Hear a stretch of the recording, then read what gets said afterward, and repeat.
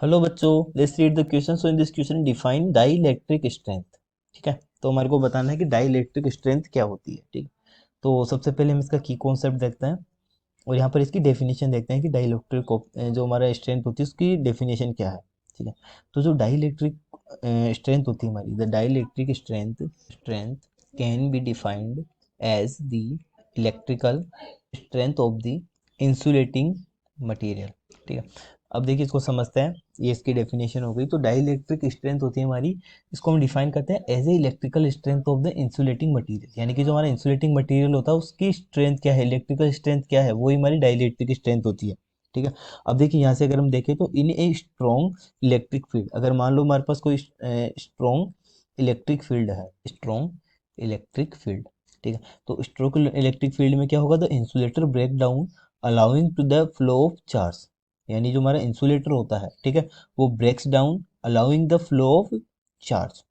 ठीक है, तो स्ट्रॉन्ग इलेक्ट्रिक फील्ड जहाँ पर होता है, ठीक है, वहाँ पर चार्जेस फ्लो हमारे ज़्यादा होते हैं, क्योंकि जो इंसुलेटर होता है, ठीक है, वो क्या करता है, चार्जेस को फ्लो को अलाउ करता है।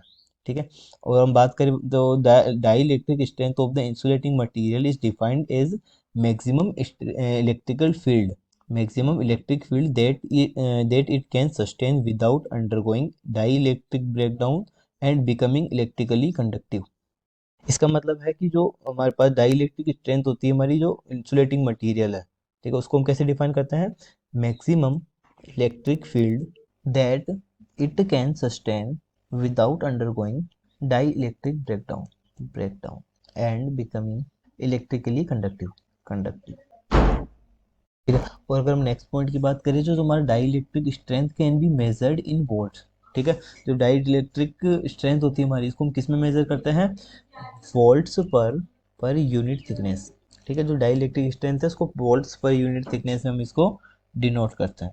ठीक है, और अगर हम देखें यहाँ से, the higher value of the dielectric strength more electrically insulating is the material. ठीक है, और अगर हम देखें ऐसे तो डाइइलेक्ट्रिक स्ट्रेंथ जो होती है, ठीक है, तो it is use in capacitors also. ठीक है, इसको हम कैपेसिटर्स में भी यूज करते हैं। सो ये इसका फाइनल आंसर है। Hope you understand the solution. Thank you.